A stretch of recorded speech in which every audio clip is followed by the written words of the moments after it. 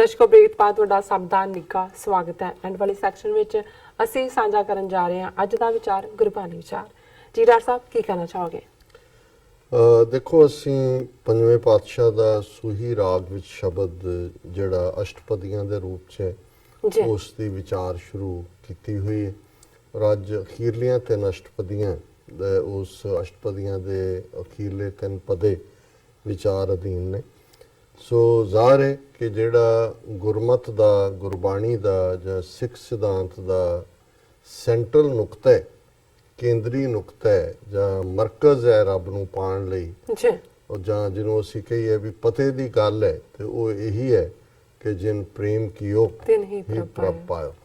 ਕਿ ਰੱਬ ਨੂੰ ਮਿਲਣ ਦੇ ਲਈ ਤੁਹਾਨੂੰ ਕੋਈ ਹੱਠ, ਜਪ, ਤਪ, ਹੋਰ ਪੈਨੈਂਸ ਔਰ ਇਧਰ ਉਧਰ ਰਿਚੁਅਲ ਕਰਨ ਦੀ ਲੋੜ ਨਹੀਂ ਹੈ।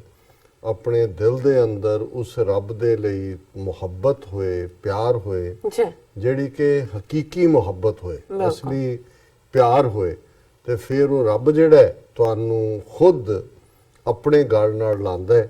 ਔਰ ਇਸ ਪ੍ਰਥਾਏ ਸਾਡੇ ਵੱਡੇ ਸਕਾਲਰ ਭਾਈ ਗੁਰਦਾਸ ਇਹ ਫਰਮਾਉਂਦੇ ਨੇ ਕਿ ਚਰਨ ਸ਼ਰਨ ਗੁਰ ਏਕ ਪੈਂਡਾ ਜਾਏ ਚੱਲ, ਸਤਿਗੁਰ ਕੋਟ ਪੈਂਡਾ ਆਗੇ ਹੋਏ ਦੇਥੇ।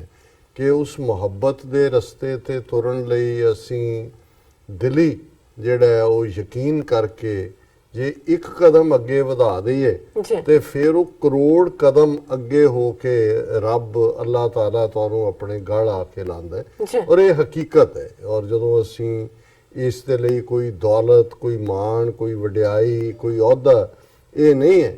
ਇਹ ਹਰ ਇੱਕ ਦੇ ਕੋਲ ਹੀ ਹੈ ਕਿ ਜੇ, ਔਰ ਕਿਉਂਕਿ ਰੱਬ ਨੇ ਹਰ ਇੱਕ ਨੂੰ ਇੱਕੋ ਜਿਹਾ ਬਣਾਇਆ। ਜਦੋਂ ਅਸੀਂ ਇਨਸਾਨੀ ਨਸਲ ਦੇਖਦੇ ਹਾਂ ਤੇ ਕਿਸੇ ਨੂੰ ਜਨਮ ਦੇ ਨਾਲ ਜਿਹੜਾ ਹੈ ਉਹ ਉੱਚਾ ਨੀਵਾਂ ਨਹੀਂ ਬਣਾਇਆ, ਉਹੀ ਸਾਰੇ ਅੰਗ, ਨੈਣ ਨਕਸ਼, ਵਜੂਦ ਉਹੀ ਦਿੱਤਾ ਹੈ।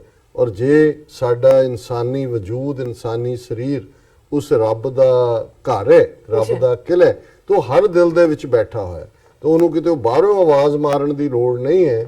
ਉਹ ਤੁਹਾਡੇ ਅੰਦਰ ਹੀ ਜਿਹੜਾ ਹੈ, ਜੋ ਬ੍ਰਹਿਮੰਡੇ ਸੋਈ ਪਿੰਡੇ, ਜੋ ਖੋਜੇ ਸੋ ਪਾਏ, ਜੋ ਸਾਰੀ ਕਾਸਮੋਸ ਦੇ ਵਿੱਚ ਹੈ, ਸਾਰੀ ਕਾਇਨਾਤ ਦੇ ਵਿੱਚ, ਉਹ ਸਾਡੀ ਬਾਡੀ ਦੇ ਵਿੱਚ ਹੈ। ਔਰ ਗੁਰੂ ਸਾਹਿਬ ਫਰਮਾਉਂਦੇ ਨੇ, ਆਵਣ ਜਾਣਾ ਰਹਿ ਗਏ ਮਨ ਵੁੱਠਾ ਨਿਰੰਕਾਰ ਜਿਉ, ਤਾਂਕਾ ਅੰਤ ਨਾ ਪਾਈਐ ਉੱਚਾ ਅਗਮ ਅਪਾਰ ਜਿਉ, ਜਿਸ ਪ੍ਰਭ ਆਪਣਾ ਵਿਸਰੈ ਸੋ ਮਰ ਜੰਮੈ ਲੱਖ ਵਾਰ ਜਿਉ।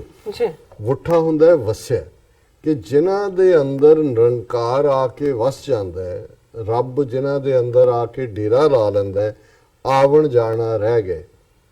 ਉਹਨਾਂ ਦਾ ਜਨਮ ਮਰਨ ਦਾ ਚੱਕਰ, ਜਨਮ ਮਰਨ ਦੀ ਦੌੜ, ਉਹ ਸਾਰੀ ਮੁੱਕ ਜਾਂਦੀ ਹੈ।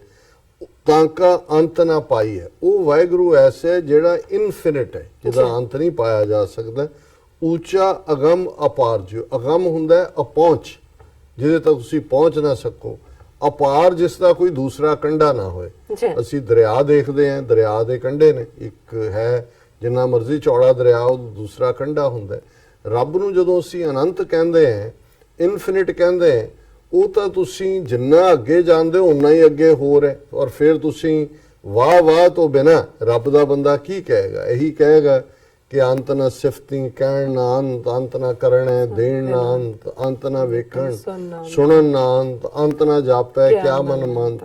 ਕਿ ਉਹ ਬੇਅੰਤ, ਬੇਅੰਤ, ਇਨਫਿਨਿਟ, ਇਨਫਿਨਿਟ, ਕੋਈ ਅੰਤ ਨਹੀਂ ਹੈ। ਸੋ ਅਪਾਰ ਦਾ ਮਤਲਬ ਹੈ ਉਹਦਾ ਕੋਈ ਦੂਜਾ ਕੰਢਾ ਕਿਸੇ ਨੇ ਨਹੀਂ ਦੇਖਿਆ।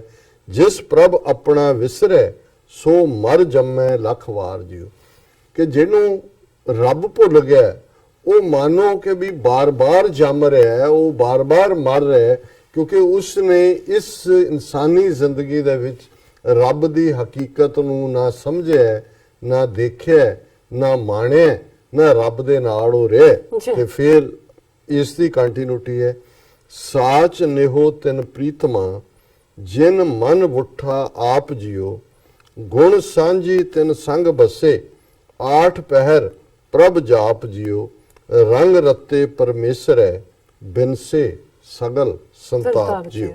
ਸਾਚ ਨਿਹੋ ਤਿਨ ਪ੍ਰੀਤਮਾ, ਜਿਨ ਮਨ ਵੁੱਠਾ ਆਪ ਜਿਉ। ਜਿਨ੍ਹਾਂ ਦੇ ਅੰਦਰ ਸੱਚੀ ਮੁਹੱਬਤ ਹੈ ਆਪਣੇ ਪਿਆਰੇ ਦੇ ਲਈ, ਪ੍ਰੀਤਮ ਅਸੀਂ ਪਿਆਰੇ ਨੂੰ ਕਹਿੰਦੇ, ਉਹਨਾਂ ਦੇ ਅੰਦਰ ਆ ਕੇ ਰੱਬ ਆਪ ਵਸ ਜਾਂਦਾ ਹੈ। ਔਰ ਉਹਨਾਂ ਦੀ ਸੰਗਤ ਕਰਨ ਵਾਲੇ ਵੀ ਜਿਹੜੇ ਨੇ, ਗੁਣ ਸਾਂਝੀ ਤਿਨ ਸੰਗ ਬਸੇ, ਜਿਹੜੇ ਉਹਨਾਂ ਰੱਬ ਦੇ ਪਿਆਰਿਆਂ ਦੇ ਸੰਗ ਹੁੰਦੇ ਨੇ, ਉਹ ਵੀ 8 ਪਹਿਰ ਪ੍ਰਭ ਜਾਪ ਜਿਓ, ਉਹ ਵੀ ਉਸ ਤੇ ਜੇ ਨਾਲ ਜੁੜ ਜਾਣ ਤੇ 8 ਪਹਿਰ ਰੱਬ ਦੇ ਨਾਂ ਨੂੰ ਯਾਦ ਕਰਦੇ ਨੇ ਔਰ ਹਮੇਸ਼ਾ ਹੀ ਰੰਗ ਰੱਤੇ ਪਰਮੇਸ਼ਰ ਹੈ, ਉਹ ਵਾਹਿਗੁਰੂ ਦੇ ਪਿਆਰ ਦੇ ਰੰਗ ਵਿੱਚ ਰੰਗੇ ਜਾਂਦੇ ਨੇ। ਬਿਨਸੇ ਸਗਲ ਸੰਤਾਪ ਜਿਓ, ਜਿਹੜਾ ਰੱਬ ਦੇ ਰੰਗ 'ਚ ਰੰਗਿਆ ਜਾਂਦਾ ਹੈ, ਉਸ ਦੇ ਸਾਰੇ ਦੁੱਖ ਕਲੇਸ਼ ਖਤਮ ਹੋ ਜਾਂਦੇ ਨੇ।